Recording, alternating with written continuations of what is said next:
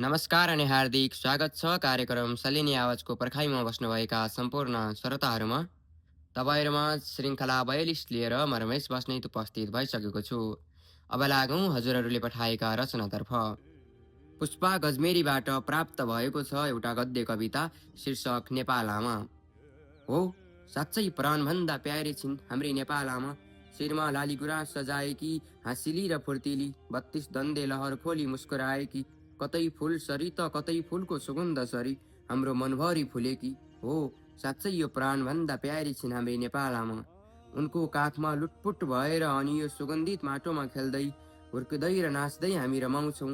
छन छन गरी पर्वतमा उनको चुरी छनछनाएको आनन्द, बुकी फुलको सुगन्ध चारैतिर हर हर अख्तर पठाउँछिन्।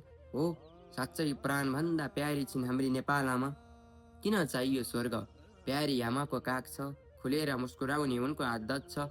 बादलुले आफ्नो शिर ढाकेकी, हिरा मोती सुन चाँदी के कुरा गर्नु, 32 लक्षणले भरिभराउ छिन्। हो, साँच्चै प्राणभन्दा प्यारी छिन् हाम्री नेपाल आमा। जात जाति भाषा संस्कृति र पहिचान सबैलाई बटुलेर एक सुन्दर बगैँचामा फुल फुलाएकी छिन्। कतै पहाड कतै मैदान बटुलेर आफ्नो घर सिँगारेकी छन्। चन्द्र सूर्य झैँ अट्टल छिन्, नदी नालाहरू सर्प झैँ घुमेर रमाउँछन्। पाखा पखेरा कुवा कन्दारा डोलेर हराउँछन्। हो, साँच्चै प्राणभन्दा प्यारी छिन् हाम्री नेपाल आमा। सुनखरी झैँ फुलेर सुन्दर बनेकी छिन् राम्री नेपाल आमा। यसै गरी अबको बसाइमा अरुण कुमार भुजेलले लघुकथा पठाउनु भएको छ शीर्षक याद। थाहा नदिकन सुटुक्क आउँछन्, मूल फुटाएर मुटुमा गहभरि छाउँछन्। बलिन्द्र धारा बनी आँखाबाट बग्नलाई यादहरू आखिर किन बारम्बार आउँछन्। सम्झनाको बदला उनै आइदिए हुन्थ्यो, छाया सरी मेरै वारिपारी छाइदिए हुन्थ्यो। उनको वियोगमा मौलाएका पीडाहरूमा सान्त्वनाको सङ्गीतभरि गाइदिए हुन्थ्यो। उनी हुँदा यहाँ सब थोक मनमोहक थियो, तर समयको चोटले असाध्यै पीडा दियो। आजसम्म पनि निरुत्तर छन् मेरा प्रश्नहरू, दानी विधाताले किन खुसी खोसेर लियो। अबको बसाइमा सन्त रोकाया विवशले एउटा कविता पठाउनु भएको छ शीर्षक के जवाब दिउँ। एउटा फुल झरेमा सबैको आँसु झर्छ, एउटा कपिला चुडिएमा सबैको मन रुन्छ। के यहाँ सुन्दरता र सुगन्ध दिनेको मात्र अस्तित्व र कदर छ?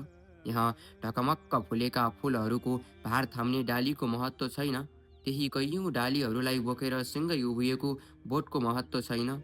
ती फुलेका सुन्दर फुलहरूलाई सुरक्षित राख्ने हजारौँ तिखा तिखा काँडाहरूको अस्तित्व छैन? मसँग गुनासो गर्छन् ती डालीहरूले, ती बोटहरूले, ती तिखा काँडाहरूले। यदि अस्तित्व र महत्त्व थिएन भने हामीलाई हाम्रो पहिचान किन दिइयो?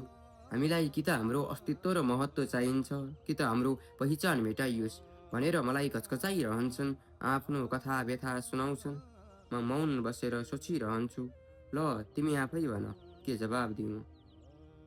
यसै गरी अबको बसाइमा धादिङबाट प्रसिद्ध खनालले मुक्तक पठाउनु भएको छ। मरेर जान्छन् कैयौँ सपना सास गएपछि, सुकुम्बासीको बस्ती हुँदैन बास गएपछि। गरिब पनि त आखिर मान्छे हो महोदय। मरेर जान्छन् कैयौँ सपना सास गएपछि, सुकुम्बासीको बस्ती हुँदैन बास गएपछि। गरिब पनि त आखिर मान्छे हो महोदय। कठै बरा भन्छन् घाटमा लास गएपछि, कठै बरा भन्छन् घाटमा लास गएपछि। अहिलेसम्म हामीलाई सुनेर बस्नुभएका सम्पूर्ण श्रोताहरूमा हार्दिक धन्यवाद। अर्को हप्ता धेरैभन्दा धेरै रचना लिएर तपाईँहरूमाझ आउने बाचाका साथ अहिले भनी म बिदा हुन चाहन्छु। हवस् त, नमस्कार।